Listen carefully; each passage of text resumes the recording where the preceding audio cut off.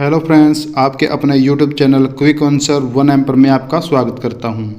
I hope आप सब अच्छे होंगे, तंदुरुस्त होंगे। देखिए फ्रेंड, आज की वीडियो लेकर आए हैं हम अफवाह तंत्र के ऊपर। इसमें हम हरियाणा का अफवाह तंत्र पढ़ेंगे, ड्रेनेज सिस्टम। और देखिए फ्रेंड, अगर वीडियो आपको अच्छी लगे तो वीडियो को लाइक, शेयर एंड कमेंट जरूर करें और आपके अपने चैनल क्विक आंसर 1 एम को सब्सक्राइब करें और प्रेस करें बेल आइकन को, ताकि आने वाली हर एक वीडियो की नोटिफिकेशन आप तक पहुंचती रहे। तो चलिए शुरू करते हैं आज की वीडियो। देखिए पहला क्वेश्चन रहेगा हमारा, यमुना नदी हरियाणा में किस अभयारण्य के समीप से राज्य में प्रवेश करती है। देखिए यमुना नदी है जो हरियाणा में किस अभयारण्य के समीप से ये हरियाणा के राज्य में प्रवेश करती हैं। तो इसका हमारा राइट आंसर हो जाएगा ऑप्शन नंबर फर्स्ट इसका राइट आंसर हो जाएगा। कलेसर अभयारण्य है जो हमारा, यहाँ से ये नदी हरियाणा में प्रवेश करती है। और देखिए, और यह नदी इसके बीचों बीच जाती है। और देखिए जो खोल ही रेतान अभयारण्य और वीर स्कारगढ़ और खोल ही रेतान, ये हैं जो ये पंचकुला में रहेंगे, पंचकुला में। और जो छिलछिला है यह रहेगा इसमें कुरुक्षेत्र में स्थित रहेगा। और देखिए अभयारण्य से रिलेटेड हम थोड़ा सा और पढ़ लेते हैं इसमें। देखिए वन्यजीव अभयारण्य कलेसर है जो ये वन्यजीव अभयारण्य, ये यमुनानगर जिले में पड़ता है, यमुनानगर में पड़ेगा कलेसर वन्यजीव अभयारण्य। और जो वीर शिकारगढ़ है ये बताया था कि पंचकुला में है, इसकी स्थापना 1975 में हुई थी। और जो ये हमारा छिलछिला है ये कुरुक्षेत्र में रहेगा और इसकी स्थापना जो 1986 में थी, ठीक है। और खोल ही रेतान है यह, इसकी स्थापना है जो ये हुई थी 2007 में, ठीक है। और देखिए और पढ़ते हैं। और नाहर सिंह वन्यजीव अभयारण्य है, एक नाहर सिंह वन्यजीव अभयारण्य है, उसकी स्थापना 1987 में हुई थी। और यह रेवाड़ी ज़िले में रहेगा, यह पड़ेगा रेवाड़ी ज़िले में, ठीक है। इसके बाद आता है एक अबूब शहर वन्यजीव अभयारण्य, इसकी स्थापना भी 1987 में हुई थी, ठीक है। और ये सिरसा ज़िले में रहेगा। इसके बाद में आता है एक भिंडावास रहेगा वन्यजीव अभयारण्य, इसकी स्थापना भी 1985-86 में हुई थी। और यह अभयारण्य है जो झज्जर डिस्ट्रिक्ट में रहेगा, झज्जर ज़िले में रहेगा, ठीक है। इसके बाद आता है खप्परवास वन्यजीव अभयारण्य, इसकी स्थापना भी 1987 में रहेगी और यह भी झज्जर ज़िले में रहेगा। देखिए अगला क्वेश्चन पढ़ते हैं हम। हरियाणा की कौन सी नदी गुम्फित जलमार्ग का निर्माण करती है। देखिए अगला क्वेश्चन है, हरियाणा की कौन सी नदी गुम्फित जलमार्ग का निर्माण करती है। इसका हमारा राइट आंसर हो जाएगा ऑप्शन नंबर 4, यमुना नदी है जो यह गुम्फित जलमार्ग का निर्माण करती है। देखिए गुम्फित जलमार्ग है, ये क्या होता है। ये होता है जैसे एक नदी आ रही है, एक प्रवाह में आ रही है, लेकिन वो आगे पहाड़ियों से मिलकर अलग अलग बहुत सारी शाखाओं में बन जाती है और उसके बाद में फिर से वो एक हो जाती है। तो ये जो बीच का मैदान होता है इसको बोलेंगे हम गुम्फित मैदान, ठीक है। और ये गुम्फित मैदान कहाँ पर है, ये रहेगा कलेसर से प्रवेश करेगी ये नदी। और ये ताजेवाला है जो ताजेवाला, वहाँ से हरियाणा के मैदान में प्रवेश करेगी ये। कलेसर से तो प्रवेश करेगी ये पहाड़ी एरिया में, और ताजेवाले से मैदान में प्रवेश करेगी। और इन्हीं दोनों के बीच में जो अक्षेत्र है वही गुम्फित जलमार्ग कहलाएगा। देखिए अगला क्वेश्चन देखते हैं। यमुना नदी हरियाणा में सबसे कम लंबाई किस जिले में है। यमुना नदी हरियाणा जिले के पूर्वी भाग में बहती है, यूपी के साथ में ये बाउंड्री बनाती है लगभग 320 किलोमीटर की।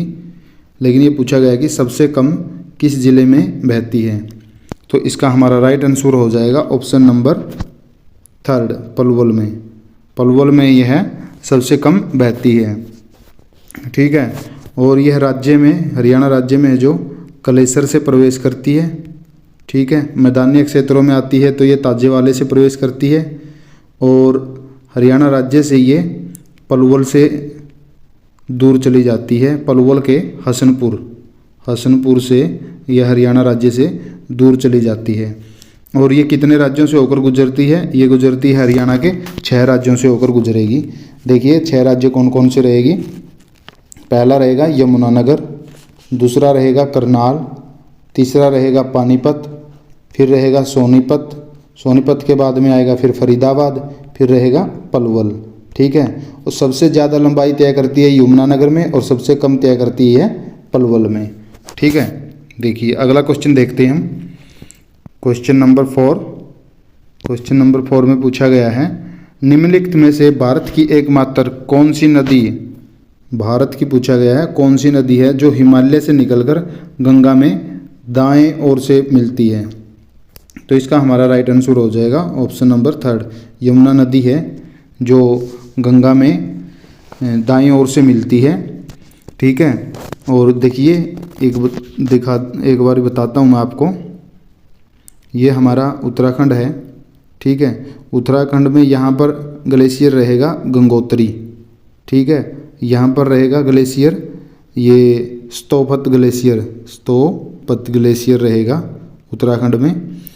गंगोत्री से निकलती है नदी भागीरथी नदी है जो गंगोत्री से निकलेगी, और स्तोपत है जो यहाँ से निकलेगी, नदी निकलेगी जो वो निकलेगी अलकनंदा नदी निकलेगी। और ये दोनों जाकर आगे उत्तराखंड में ही देवप्रयाग में जाकर मिलेगी, और वहाँ पर मिलने के बाद इसका नाम हो जाता है फिर गंगा नदी। ठीक है, गंगा नदी फिर आगे चलकर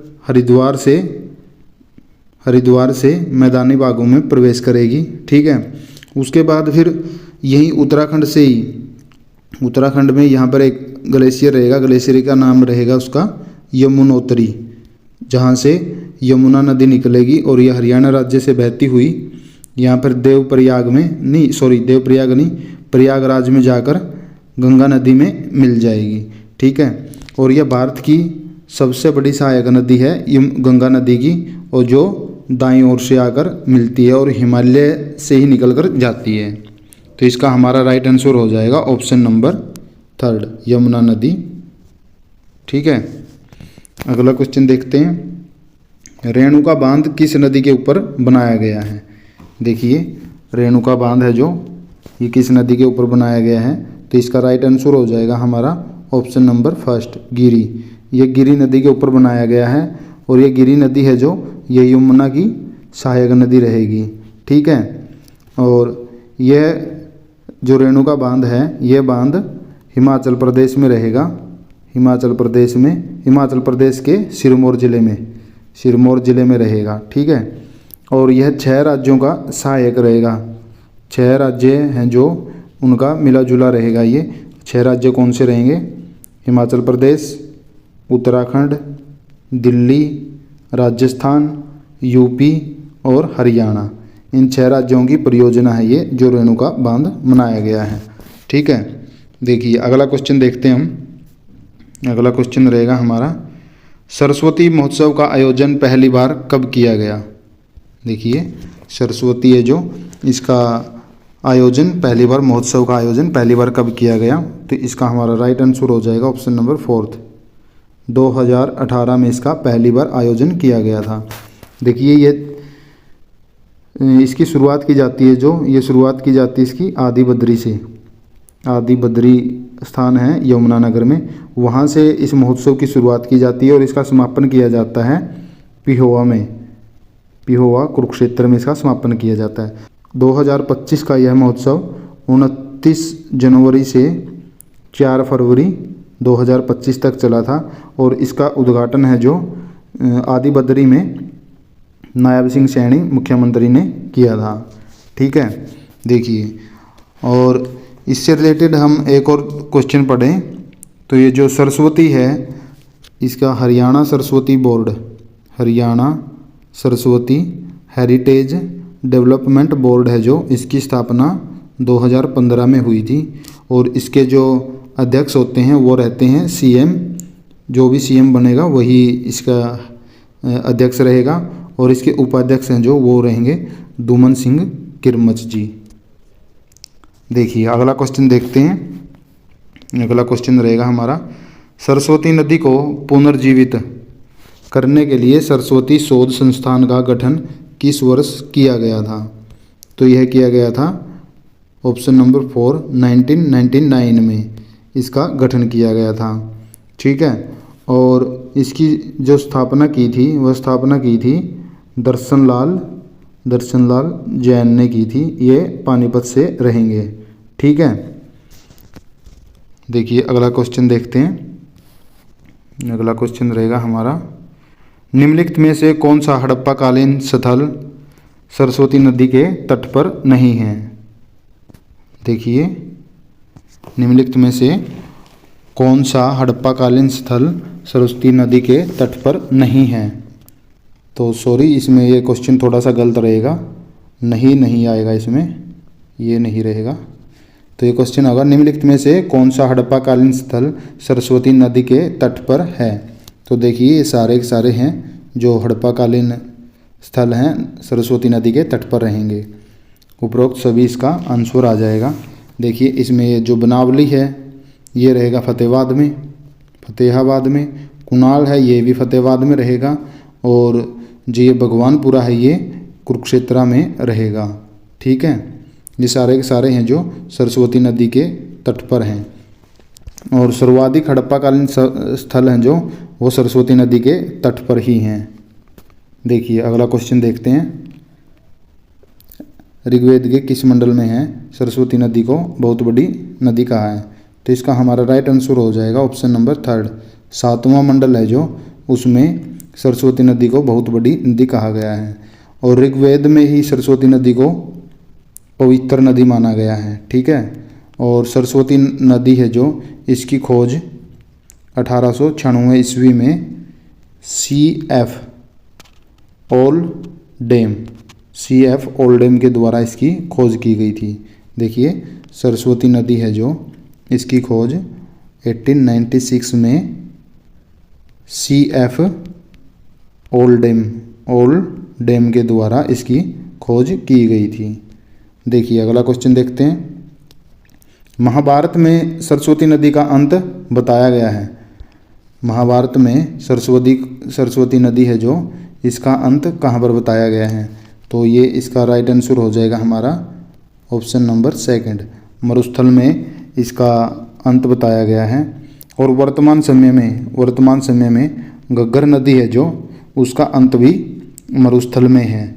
ठीक है। और मरुस्थल में रहेगा इसका अंत, और जहाँ से ये सरस्वती नदी बहती थी वहीं से उसके ऊपर बिल्कुल ये जो घग्गर नदी बहती है। ठीक है। और घग्गर नदी है जो ये पंचकुला से प्रवेश करेगी हरियाणा में, प्रवेश करेगी, अम्बाला में जाएगी, अम्बाला के बाद में फिर ये कैथल जाएगी, कैथल में, और कैथल से है ना ये पंजाब की सीमा के साथ में चलेगी, कुरुक्षेत्र में नहीं रहेगी। उसके बाद में फिर ये सिरसा में जाएगी। ठीक है। और सिरसा में घग्गर नदी के ऊपर ही पोटू बांध बना हुआ है। ठीक है। और जो सिरसा शहर है सिरसा, तो वह घग्गर नदी के तट पर बसा हुआ है। देखिए अगला क्वेश्चन देखते हैं, क्वेश्चन नंबर 11, सरस्वती नदी का इतिहास किन क्लासों के इतिहास के विषय में जोड़ा जाएगा? देखिए पूछ रहा है कि सरस्वती नदी है जो इसकी हिस्ट्री किन क्लासों की हिस्ट्री का विषय रहेगी जिसमें इनको जोड़ा जाएगा? तो इसका राइट आंसर हो जाएगा हमारा 6 से 12, क्लास 6 से 12 तक जो हिस्ट्री रहेगी उसमें सरस्वती नदी की हिस्ट्री भी पढ़ाई जाएगी। देखिए अगला क्वेश्चन देखते हैं, क्वेश्चन नंबर 12, HSHDB का गठन कब किया गया था? HSHDB का गठन कब किया गया था? तो इसका राइट आंसर हो जाएगा हमारा ऑप्शन नंबर 3, 2015 में इसका गठन किया गया था। और इसकी जो हम फुल फॉर्म की बात करेंगे तो इसकी फुल फॉर्म रहेगी हमारी वो रहेगी Haryana Saraswati heritage development board. ये इसकी फुल फॉर्म रहेगी, Haryana Saraswati heritage development board, ये इसकी फुल फॉर्म रहेगी। और इसका गठन है जो 2015 में किया गया था। ठीक है, और इससे अगला क्वेश्चन देखते हैं हम। Question number 13। क्वेश्चन नंबर 13 पूछा गया है कि घग्गर नदी पर कौशल्या बांध निर्माण कब किया गया था। घग्गर नदी के ऊपर कौशल्या बांध है, इसका निर्माण कब किया गया था।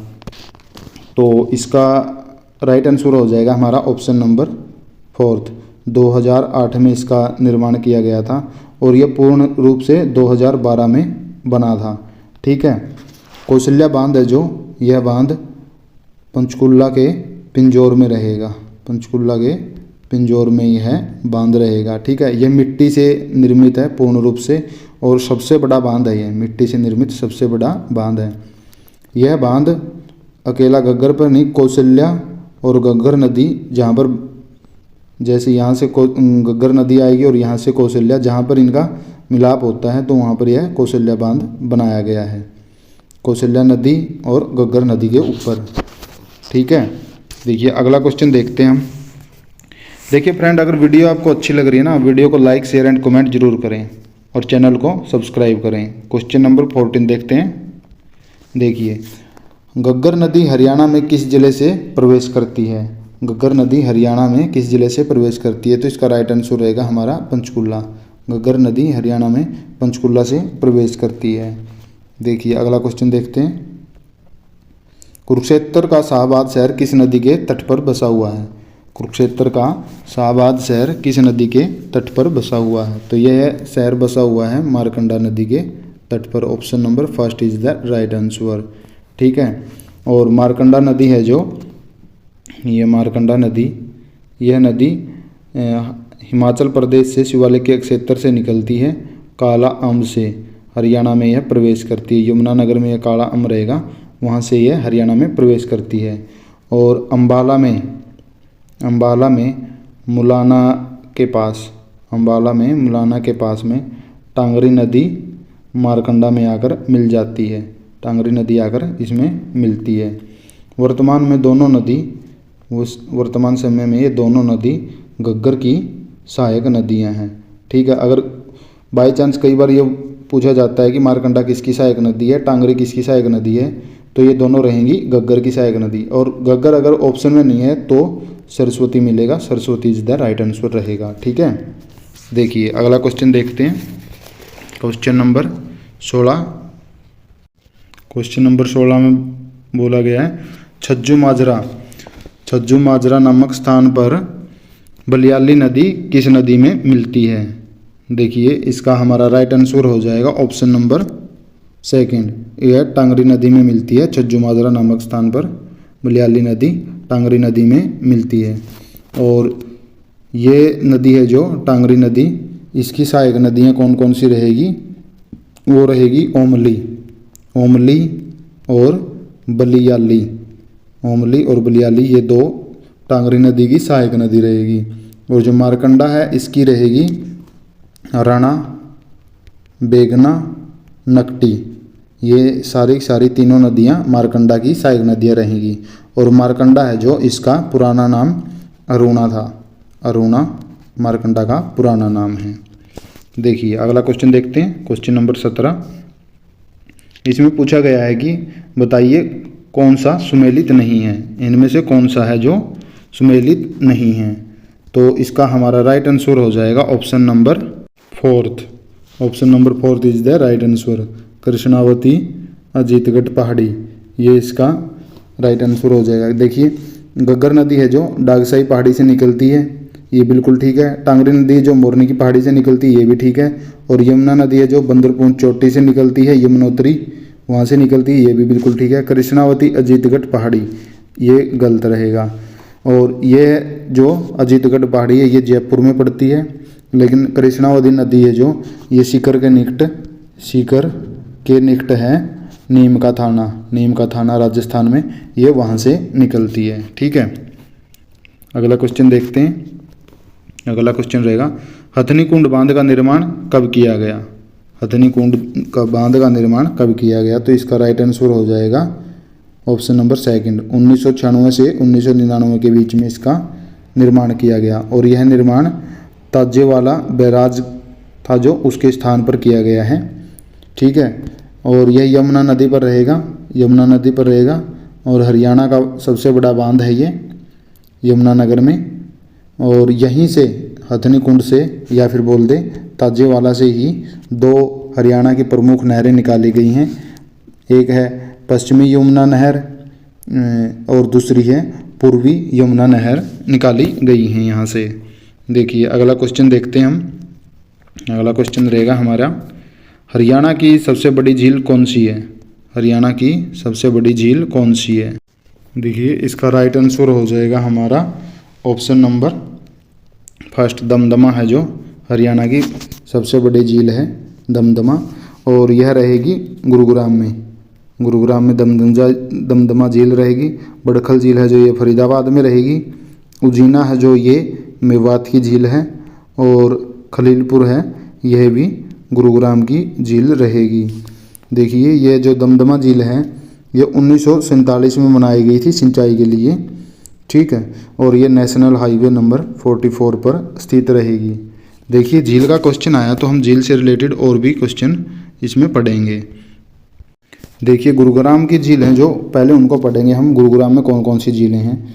देखिए गुरुग्राम में झील रहेगी, पहली झील रहेगी वो है दमदमा, दमदमा झील रहेगी।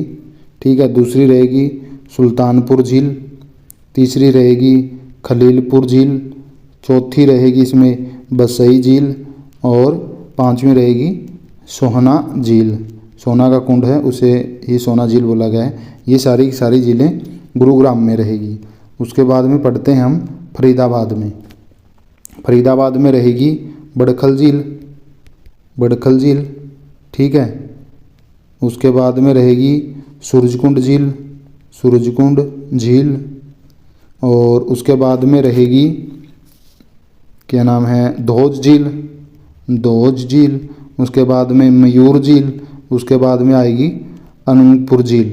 ये सारी सारी फरीदाबाद की झील हैं।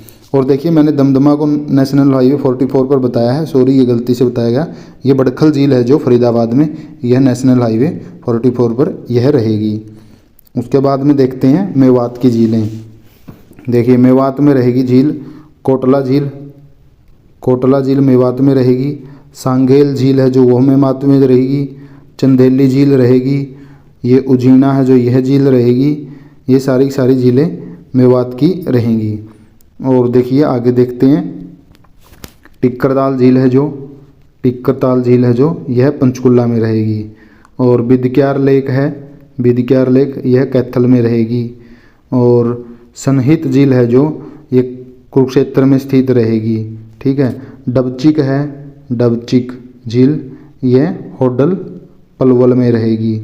कर्ण झील है एक, कर्ण झील, यह झील करनाल में रहेगी। इसका नाम चक्रवर्ती झील भी है। ठीक है, ये सारी सारी झीलें यहाँ पर रहेंगी। उसके बाद में देखते हैं हम एक झील रहेगी तिलियार झील, तिलियार झील, तिलियार लेक बोलेंगे। यह नेशनल हाईवे नंबर 9 पर है और यह रोहतक में रहेगी। ठीक है, ब्लू बर्ड झील है जो ये हिसार में रहेगी। ब्लैक बर्ड झील है हांसी हिसार में रहेगी। और इसके बाद में देखते हैं एक दो झील और बची हुई हैं। चिल्ली झील, चिल्ली झील है जो यह फतेहाबाद में रहेगी। ठीक है, शोभा सागर यह झील रहेगी नारनौल महेंद्रगढ़ में। ठीक है, सुकना झील, सुकना झील यह चंडीगढ़ में रहेगी। ठीक है, और हरियाणा में वैसे तो इतनी झीलें जो मैंने गिनवा दी, लेकिन अगर पूछा जाए कि हरियाणा में कुल कितनी झीलें हैं तो HSSC के अनुसार HSSC ने केवल 5 झीलें ही हरियाणा में माना है। ठीक है, अगला क्वेश्चन देखते हैं, क्वेश्चन नंबर 20। घाटा झील हरियाणा के किस जिले में स्थित है? घाटा झील हरियाणा के किस जिले में स्थित है? तो इसका हमारा राइट आंसर रहेगा इसका हमारा फरूखनगर। देखिए गुरुग्राम का शहर है फरूखनगर, गुरुग्राम का शहर है फरूखनगर, यहाँ पर घाटा झील रहेगी। देखिए अगला क्वेश्चन देखते हैं हम। और सिरसा जो सिरसा में ओटू बांध रहेगा। देखिए अगला क्वेश्चन नंबर 21। संस्कृत का श्लोक लिखा हुआ है, मासी मासी नरयुग सन्निहित्य न संयम तीर्थ साहिने देव साहित्य विश्रुता। महाभारत के सरोवर, महाभारत में किस सरोवर के लिए प्रयोग किया गया है? यह जो वाक्य है संस्कृत में लिखा हुआ है, तो महाभारत के किस सरोवर के लिए यह प्रयुक्त हुआ है? तो यह रहेगा सन्निहित सरोवर के लिए। देखिए यह सन्निहित सरोवर इसके अंदर भी लिखा हुआ है, तो यह सन्निहित सरोवर के लिए रहेगा। ठीक है। और ब्रह्म सरोवर है जो ये कुरुक्षेत्र में रहेगा। ज्योतिषर सरोवर भी कुरुक्षेत्र में, पिहोवा ये शहर है, पिहोवा में पड़ेगा पिहोवा सरोवर, लेकिन यह कुरुक्षेत्र डिस्ट्रिक्ट के अंतर्गत आता है। ठीक है। देखिए अगला क्वेश्चन देखते हैं, क्वेश्चन नंबर 22। क्वेश्चन नंबर 22 रहेगा, दुख बाजेश्वर मंदिर किस सरोवर के तट पर है? दुख बाजेश्वर मंदिर है जो ये किस सरोवर के तट पर है? तो इसका राइट आंसर हो जाएगा ऑप्शन नंबर डी, सन्निहित सरोवर के तट पर रहेगा दुख बाजेश्वर मंदिर। और एक लक्ष्मी नारायण मंदिर है, वह भी सन्निहित सरोवर के तट पर रहेगा। और देखिए जो ब्रह्म सरोवर है इसके निकट पर रहेगा तिरुपति बालाजी मंदिर। तिरुपति बालाजी मंदिर इसके निकट रहेगा। और सर्वेश्वर मंदिर है जो इसके बिल्कुल बीचों बीच रहेगा। देखिए अगला क्वेश्चन देख। और ब्रह्म सरोवर है जो इसको लघु महासागर भी कहा जाता है, और यह हरियाणा का सबसे बड़ा चारों तरफ से पक्का हुआ तालाब है। ठीक है। देखिए अगला क्वेश्चन देखते हैं, ब्रह्म सरोवर को लघु महासागर की संज्ञा किसने दी थी? ब्रह्म सरोवर को लघु महासागर की संज्ञा किसने दी थी? तो इसका राइट आंसर हो जाएगा हमारा ऑप्शन नंबर सेकंड, अबुल फजल ने इसको लघु महासागर की संज्ञा दी थी, और यह अकबर के समय दी गई थी। देखिए अगला क्वेश्चन देखते हैं, क्वेश्चन नंबर 24। सुमेलित नहीं है ये बताना है कौन सा इसमें सुमेलित नहीं है। देखिए चिल्ली झील है जो ये सुमेलित नहीं है इसमें, ऑप्शन नंबर डी, क्योंकि चिल्ली झील है जो ये फतेहाबाद में रहेगी। फतेहाबाद में रहेगा चिल्ली है जो। तिलियार लेक है रोहतक में रहेगी, नेशनल हाईवे नंबर 9 पर। टिक्करताल है जो पंचकुला में रहेगी। डबचिक है जो पलवल में रहेगी, पलवल के होटल में रहेगी ये। ठीक है। अगला क्वेश्चन देखते हैं, क्वेश्चन नंबर 25। क्वेश्चन नंबर 25 में पूछा गया है, सूरजकुंड सरोवर का निर्माण कब करवाया गया था? सूरजकुंड सरोवर का निर्माण कब करवाया गया था? तो इसका राइट आंसर हो जाएगा हमारा option number D. Option number D इसका राइट आंसर रहेगा। ये 11वीं शताब्दी में करवाया गया था, और इसका जो निर्माण है वो करवाया था राजा सूरजमल ने। राजा सूरजमल थे तोमर वंश के, तो उन्होंने इसका निर्माण करवाया था। और यह झील उगते हुए सूरज के लिए प्रसिद्ध मानी जाती है। ठीक है। अगला क्वेश्चन देखते हैं हम, क्वेश्चन नंबर ये कौन सा था 25, ये 26 क्वेश्चन रहेगा। ये क्वेश्चन नंबर 26 रहेगा। इसमें पूछा गया कि सुमेलित है ये बताना है। ठीक है। कौन सा इसमें सुमेलित है? तो ये देखिए इसमें ये सुमेलित रहेगा हमारा ऑप्शन नंबर देखिए इसमें राइट आंसर हमारा हो जाएगा ए, कोटला मेवात। कोटला ज़िला जो मेवात में रहेगी। ब्लॉसम है जो यह रहेगी हमारी पंचकुला में, और भीमकुंड है जो ये रहेगी गुरुग्राम में, और दोद झील है जो ये फरीदाबाद में रहेगी। देखिए अगला क्वेश्चन देखते हैं, क्वेश्चन नंबर 26। ये इसमें क्या पूछा गया है? सुमेलित है ये पूछा गया है कि कौन सा इसमें सुमेलित है। देखिए इसका राइट आंसर हो जाएगा हमारा ऑप्शन नंबर, इसका राइट आंसर हो जाएगा हमारा ऑप्शन नंबर बी, कर्ण तालाब है जो ये करनाल में रहेगा। ठीक है। ये हमारा राइट आंसर रहेगा क्वेश्चन नंबर 26 का। देखिए फ्रेंड, अगर वीडियो आपको अच्छी लगी तो वीडियो को लाइक शेयर एंड कमेंट जरूर करें, और हमारे चैनल को आप सब्सक्राइब करें, बेल आइकन को प्रेस करें, ताकि आने वाली हर एक वीडियो की नोटिफिकेशन आप तक पहुंचती रहे। धन्यवाद। देखिए टेलीग्राम ग्रुप, व्हाट्सएप ग्रुप और यूट्यूब चैनल का लिंक हमने इसमें पीडीएफ में दिया हुआ है, और आपको यह पीडीएफ चाहिए तो हमारे टेलीग्राम ग्रुप को ज्वाइन करें, या फिर व्हाट्सएप ग्रुप को आप ज्वाइन कर सकते हैं। वहाँ से आपको ये हमारी पीडीएफ मिल जाएगी। थैंक यू, धन्यवाद।